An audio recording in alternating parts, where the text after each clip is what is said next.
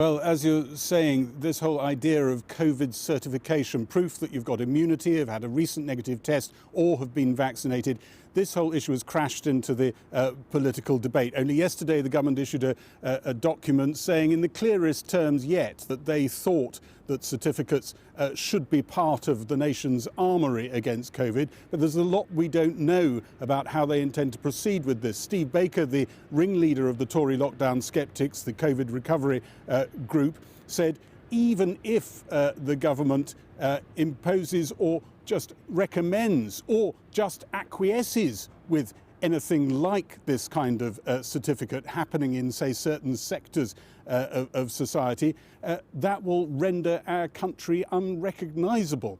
But he and others know that an awful lot of punters out there feel the country is already unrecognisable, and they think this might be a route back to something closer to normality. Boris Johnson at the moment is very closely aligning himself with them.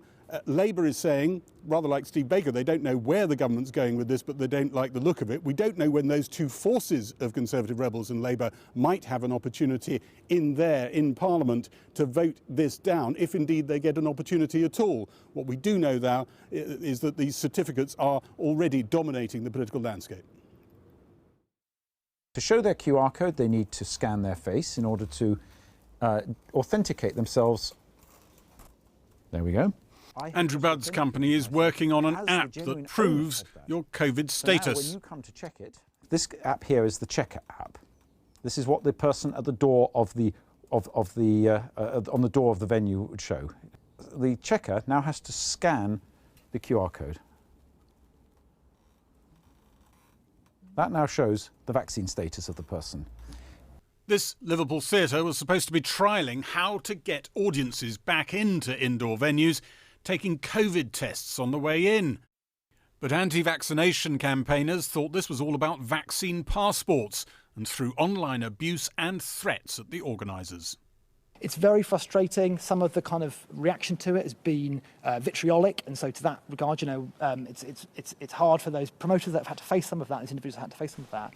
This afternoon, the promoters of the comedy night planned here decided those threats were too much and cancelled the event.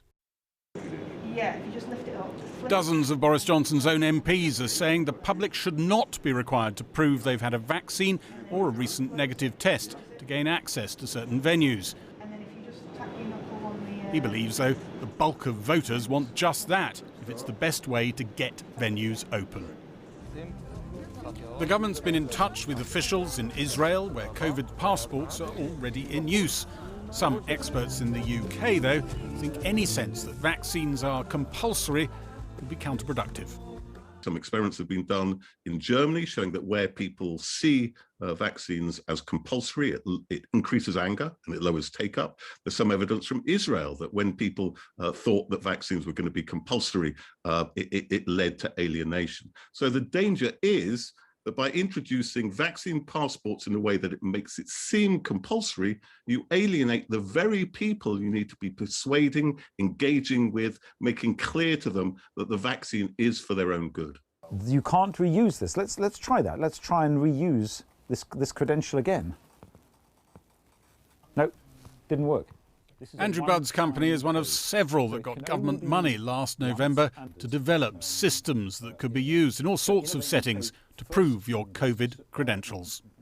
The fact the government's been exploring these things since the end of last year, that's when your seed funding and other seed funding started. It gives the game away, doesn't it? They're really interested in this. They think this is going to be part of our lives for a long time to come. As long as there is anxiety, as long as there's fear, as long as there's risk, schemes like this can make people's lives easier.